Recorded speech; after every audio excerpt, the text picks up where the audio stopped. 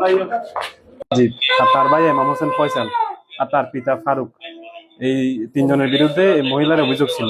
মহিলা অভিযোগ ছিল হচ্ছে যে ছেলে রাজীব আর এই তার ভাই এমাম হোসেন ফয়সাল এই হচ্ছে পাশের বাড়িতে থাকে, এর পাশের বাড়িতে যে থাকে ওই শেফ আলী আক্তারকে ডিস্টার্ব করে আর কি, বিভিন্নভাবে মারধর করে।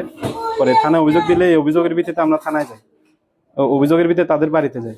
তো বাড়িতে গেলে আমরা দুই পক্ষকে মীমাংসা করে দিই। এক পর্যায়ে এখানে মীমাংসা করার এক পর্যায়ে আমরা চলে আসার সময় কি করে এমাম হোসেন ফয়সাল আর রাজীব এরা দুজনে একত্রিত হয়ে হাতে লাঠি সোটা আর ছুরি নিয়ে আমাদের উপর আঘাত করে। আমাদের একটা পুলিশ সদস্য আপনাদের দেখতেছেন পেছনে আঘাত পাইছে, অনেক ছুরি দিয়ে গায়ে মারছে, আমাকেও লাঠি দিয়ে বাড়ি মারছে এই জায়গায়, আর ওনাকেও ছুরি দিয়ে গায়ে মারছে বুকের মধ্যে, মনে হয় এটা লাগে না। এইটুকুই। এটা হচ্ছে কোলাপাড়া গুনাগাজী বাড়ি।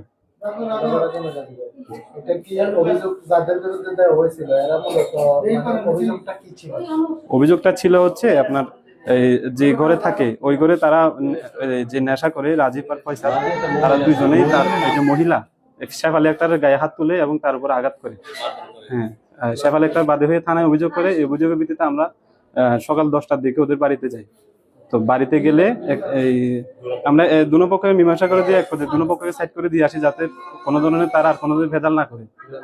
তো আমরা আসার এক পর্যায়ে কি করে রাজীব আর এমাম হোসেন ফয়সাল দুইজনে হাতে গাছ আর লাঠি সোটা নিয়ে আর হাতে চাকু নিয়ে আমাদের উপর উদগ্রীব হয় আর কি, মারার জন্য।